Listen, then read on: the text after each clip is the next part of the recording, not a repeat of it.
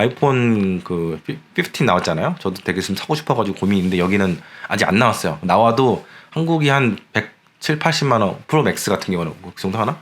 근데 여기는 거기다가 한 7, 80만 원 더 얹어서 팔 거예요. 왜냐면 모든 게 다 비싸거든. 공산품은 50% 이상 비싼 것 같아요. 그래서 뭐 나왔는데 이게 C 타입으로 바뀌었잖아요. C 타입. 저는 이제 노트 쓰고 있는데 갤럭시 노트 쓰고 있는데 C 타입 바뀐 게 정말 진정 혁신인 것 같아요. 왜 그동안 이렇게 고집을 피웠는지 모르겠는데 일단은 그 유럽에서 철타입 매겼잖아요. 라이트닝 쓰지 말고 C 타입 쓰라고 이렇게 해가지고 바꿨는데 진짜 이게 혁신인 걸 얘는 모르는 것 같아. 이렇게 해야지 안드로이드 진영에서 넘어온단 말이야. 너무 있단 말이야. 하여튼 제가 볼 때는 애플이 뭐 친환경적이다 뭐 이렇게 얘기는 많이 하는데 실제로는 별로 친환경적이진 않은 것 같아요. 장사 속에 굉장히 뭐 주주들은 좋죠. 저는 이제 더 이상 주주는 아니지만. 근데 중요한 건 뭐냐면 지금 이렇게까지 이제 바꿔놨단 말이에요. 사용자 친화적인 그런 저처럼 이제 아이폰 안 쓴 지 10년 넘은 사람도 다시 가려고 막 생각을 하고 있는 그런 상황인데도 불구하고 지금 판매량이 10%가 떨어졌어요. 가격을 전작하고 똑같이 만들었는데도. 2018년도 그때 시장 되게 위험하고 매크로 안 좋을 때 그때만큼 안 팔린대. 지금 상황이 굉장히 안 좋은 거죠. 원래 이제 소비재 기업들이 그 신상 내놓을 때는 엄청난 시장 조사를 합니다. 뭐 필드에서 설문조사 같은 거 많이 하고 또 시장의 여러 전문가들의 그런 의견 같은 거, 뭐 미래학자라든가 뭐 여러 학자들 있잖아요. 그런 사람들의 그런 여론도 이제 수렴을 하고 그리고 베타 테스팅 같은 것도 많이 해보고 그러면서 또 이게 조절해보고 이렇게 하면서 가격이라든가 색상, 뭐 소비 습관, 사용 습관 이런 여러 가지를 이제 물어봐요. 그래서 이제 결과물이 나오면 이제 책 한 권이 나오거든요. 제가 대학교 다닐 때 이제 삼성전자에서 하는 그 시장 조사 이런 것들을 좀 많이 해봤어요. 그래서 잘 알고 있는데 진짜 집요할 정도로 세세하게 한 3시간씩 막 물어보고 막 그래요. 아무튼간에 그래서 여러 가지 결론을 냈겠죠. C타입은 어쩔 수 없이 낸 거고 뭐 사용자 친화적으로 하려고 한 게 아니고 그리고 가격 같은 경우에도 이전하고 비슷하게 나온 이유는 다 이유가 있는 것 같아요. 사실 테슬라 같은 경우는 가격 인하를 너무 자주 하니까 그런가 보다 했는데 애플이 그 콧대 높은 애플이 그렇게 가격을 안 높인 걸 보고 사실 저는 약간 좀 충격을 먹었습니다. 얘네들이 뭘 보고 그렇게 결정했을까? 테슬라도 가격을 내리고 있는데 생각해봤는데 역시나 매크로가 지금 둔화되고 있다 이런 모습들을 본 것 같고 설문조사를 막 했는데 다들 이제 지금 주머니 사정이 쪼그라들고 있잖아요. 그리고 이제 미국 같은 경우는 스티뮬러스 돈 받았던 거 그거 3분기면 다 끝난다고 하니까 아이폰 4분기 나오는데 3분기 사람들이 돈이 없으면 안 되잖아요. 그러니까 그래서 가격을 이제 전작하고 이제 똑같은 게 아니라 비슷하게 이렇게 낸 것 같습니다. 월스트리트저널 그 기사를 보니까 뭐 타겟이라든가 뭐 여러 이제 내수 기업들 주가 이런 소비재 기업들 주가가 52주 신저가를 내고 있더라고요. 쭉쭉쭉 빠지고 있더라고요. 뭐 부동산 가격도 지금 미디안 가격으로는 많이 빠지고 있는 상태고 그리고 주식시장도 지금 뭐 올해 상당히 좋다가 말았고 그리고 채권 시장은 말도 못하게 폭락을 해버렸고 폭락을 지금 현재 진행형인 상황이고 독거투자할지 지금 단톡방에 1,300분 정도 계시는데 세계 각지에서 사업하시는 분들 이야기가 되게 많이 나와요. 뭐 동유럽에 있는 현기차 협력사부터 사우디 원전에서 일하시는 분들도 계시고 한국에서 이제 자영업 하시는 분들도 많고 뭐 미국에서 사업하시는 분들 많고 이 채널이 이제 70%가 한국 분들, 20%가 미국에 계신 한국 분들이 이제 보신 채널이다 보니까 미국 각지에서도 한 20-30년 거주한 분들 되게 많아. 이런 분들 이야기 들어보면 언론에서는 되게 동화 같은 얘기를 해요. 막 내년에 상반기에는 기업 실적이 올라갈 것이다. 경기가 좋을 것처럼 이렇게 얘기하는데 제가 듣는 이야기들은요 다 지금 지옥 같아요. 물가는 너무 많이 올라온 상태고 더 올라가는 거는 모르겠대요. 근데 되게 많이 올라온 상태래. 기름값은 왔다 갔다 하지만 그리고 사업이 정말 안 돼가지고 접는 부분들도 굉장히 많고 뭐 통계로 봐도 지금 미국에서 부도나는 기업들 숫자가 리만 이후로 최대고 그리고 한국도 지금 굉장히 상태가 안 좋잖아요. 더 먼저 안 좋아졌잖아요. 한국은 호황이 없었잖아요. 미국은 그래도 올해 호황이 조금 있긴 있었는데 그러니까 뭐 경기 침체라는 게 지금 실물에서는 여러분이 피부로 느끼기엔 현실인데 월가는 내년에 그 실적들 올린 거 보면 되게 마케팅 용어 같은 주식을 팔기 위한 이런 세일즈의 일환인 것 같아요. 이제 그 통으로 짜고 지금 그렇게 이야기들 하는 것 같아요. 그러니까 내년 좋기 때문에 지금 사라 이런 논리잖아요. 근데 월가가 한두 번 우리들 뒤통수 먹였습니까? 유가 150불, 200불 간다는 놈들이 월가인데 그래서 저한테 질문을 주신 분들이 월간 이렇게 얘기하는데 복권님은 어떻게 보십니까? 이렇게 물어보시는 분 계시는데 저는 월가를 신뢰를 잘 하지 않아요. 월가가 어떤 생각을 하든 저는 상관이 없어. 그래서 올해 같은 경우에는 미국 정부가 셧다운이 2번 날 정도로 미친 듯이 돈을 푸는 거예요. 그렇기 때문에 경제가 돌아갔고 또 해외에다 채권을 팔아가지고 또 돈을 막 엄청나게 또 끌어들이고 진짜 완전히 몰핀에 막 카페인에 완전 그냥 완전 풀로 돌린 거야. 오버클럭 한다고 해야 되나? 장난 아니게 돌린 거죠. 그리고 이제 TSMC나 이제 삼성이나 현기차 같은 애들 막 깡패처럼 죽쳐가지고 미국에다 공장 짓게 하고 보조금 준다고 했다가 안 주고 이런 식으로 진짜 완전 이기적인 짓들을 하니까 미국만 올해 올라왔던 거예요. 근데 그에 비하면 이제 다른 나라들은 다 죽순 건 유럽 지금 완전 망하고 있고 일본도 사실 이렇게 썩 좋은 상황은 아니고 한국이라든가 중국은 거의 이제 아시아 쪽은 다 이제 폭삭 주저앉는 그런 상황이고 이렇게 된 상태인데 이게 못된 송아지의 엉덩이에 뿔난다고 제가 생각하기에 미국은 결국에는 이런 경제적인 부분에 있어서는 대가를 치르게 될 것 같아요. 사실은 제 지인 중에 저 최부심이라는 그 지인이 있는데 이거 얘기하면 단톡방 분들 좀 웃을 수 있는데 원래 2020년 전에는 미국 부동산이 터졌어야 된다. 근데 그게 지금 질질 끌고 오는 거라 이런 얘기를 하시더라고요.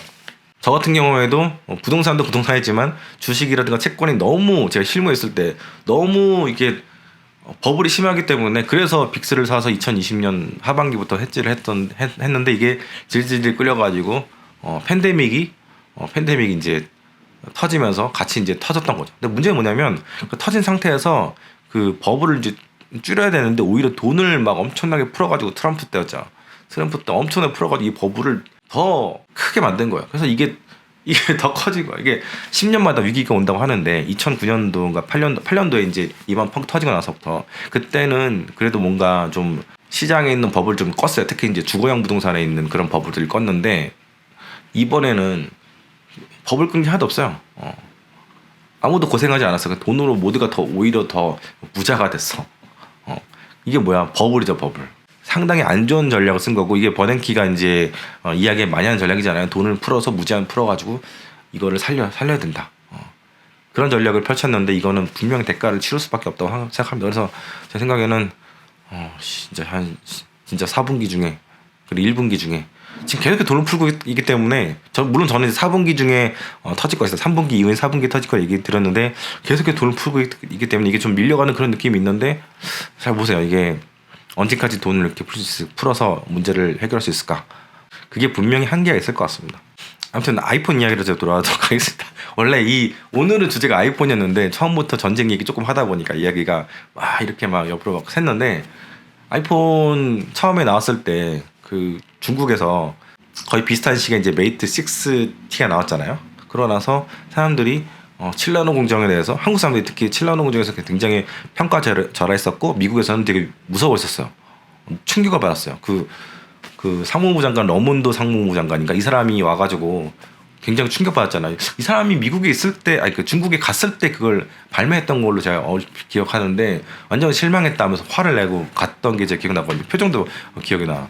똑꼬투절제에서는 중국이 무섭다. 나는 중국이 무섭다. 이런 얘기를 계속 했었고 이런 영상을 만들면 많은 사람들이 뭐라고 하냐면 이 빨갱이 새끼라고 얘기했는데 지금 이 메이트 6T가 아이폰 판매량에 영향을 줄 정도로 중국에서 돌풍을 지금 일으키고 있는 상황이에요. 7나노가 비싸고 많이 생산도 못하는데도 불구하고 많은 사람들이 뭐 애국 소비도 있겠고 여러 가지 이유가 있겠지만 아이폰 대신 메이트 6T로 가고 있는 그런 상황입니다. 이거 되게 심각하게 보셔야 돼요. 한때 중국에서 한때가 아니라 굉장히 오랫동안 중국에서 1위를 했던 핸드폰 업체가 이제 삼성전자였는데 지금은 안 팔리잖아요. 0.6 막 이래요. 판매량이 예전에 20%대였는데 20% 30%대까지 올라왔었는데 근데 지금은 중국이 다 점령했어요.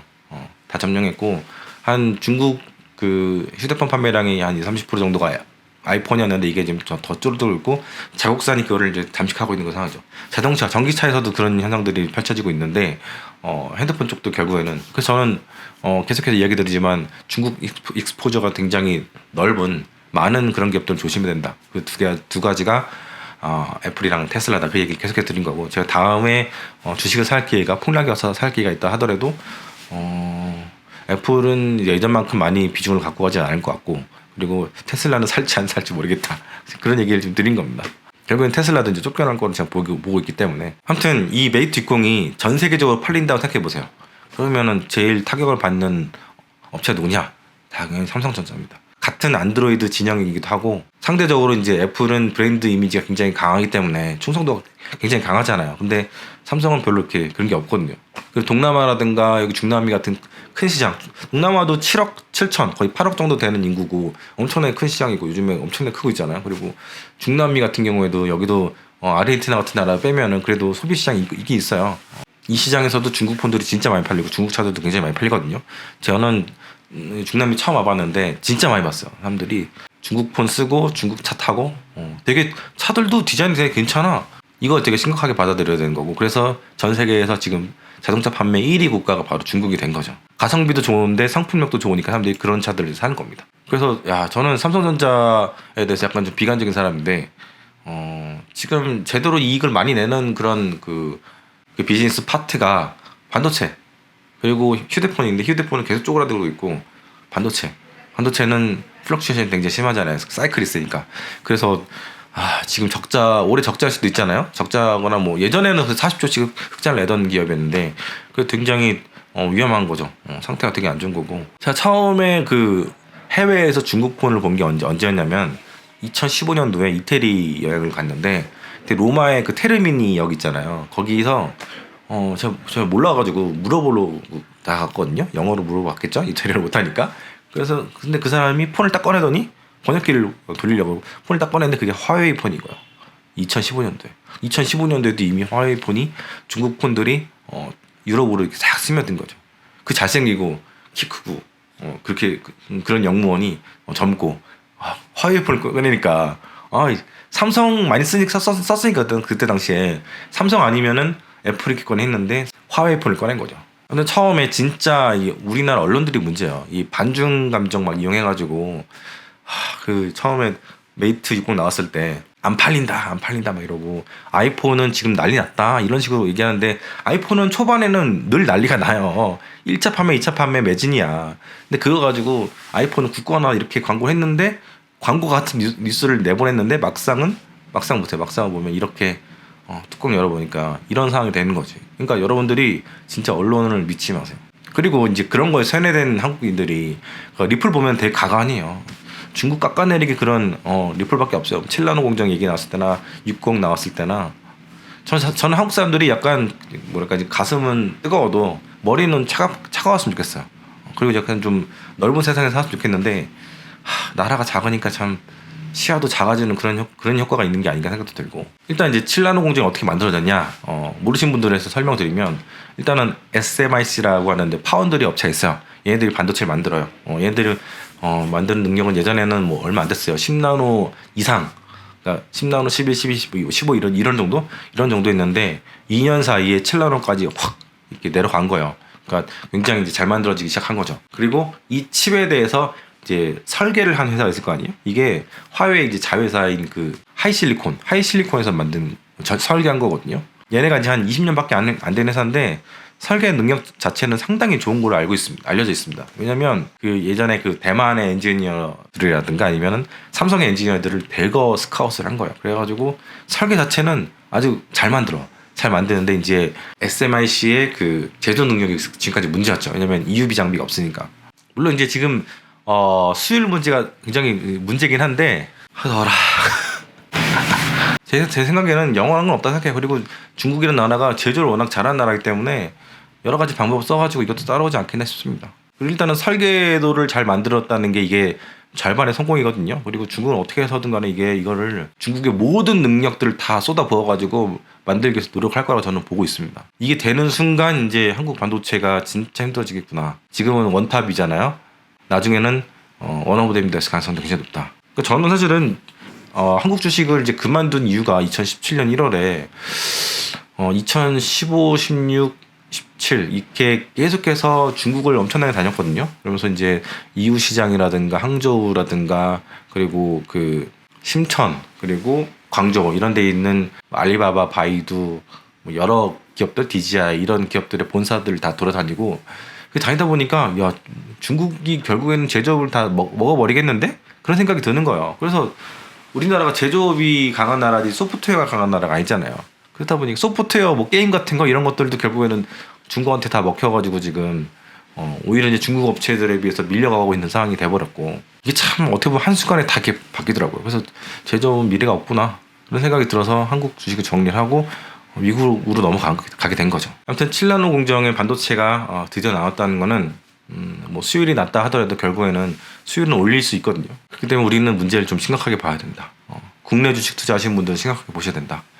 그리고 해외 주식 하시는 분들은 열심히 수익을 내가지고 본국에다가 이렇게 외화를 송금해야 된다. 왜냐하면 국내 기업들이 어려질 수 있기 때문에 그래서 주식 잘 하셔야 됩니다. 애국을 위해서도 정말 미국 주식 잘 하셔야 됩니다. 그래서 지금 애플, 테슬라 투자하신 분들은 좀 주목해서 보셔야 되는 게 요즘에 팀쿡이라든가 일론 머스크가 중국 진짜 자주 가잖아요. 야, 삼성전자 한 시총이 한 3-4배 됐죠 지금 테슬라가 더 되나? 그리고 애플은 뭐 10배 정도 되고 이런 대기업들의 CEO들이 왜 자꾸 중국을 가는지 한번 생각해 보세요. 얘들은 지금 되게 심각하게 지금 생각하고 있는 거거든요. 스티브 잡스가 막 중국에 가고 막 그러진 않았던 걸로 제가 기억하는데 팀쿡은 진짜 열심히 가고 있어요. 물론 그 전에 비해서 중국 비중이 높아지긴 했지만 그만큼 정말 중요하다는 겁니다. 한국 사람들이 이제 뭐 탈중국 가자, 중국 손절하자 이렇게 하고 미국 가자 하는데 이게 참 띨띨한 생각이에요. 미국 가도 지금 미국 가서 어떻게 됐어요? 지금 후레 맞고 있잖아요. 지금 바이든한테 돈은 돈대로 지금 깨지고 있고 이익은 안 나고 그런 상황이죠. 그리고 이제 막 대통령이 그런 얘기 했잖아요. 중국을 선전하자 이랬다가 지금 뭐 중국에서 비즈니스 하던 교민들이라든가 뭐 삼성전자라든가 SK처럼 중국 비즈니스가 굉장히 큰 그런 기업들은 완전 멘붕이죠, 멘붕. 그래서 최태원 회장이 정경련 회장이잖아요. 얼마나 실토를 했어요. 진짜 죽겠다고.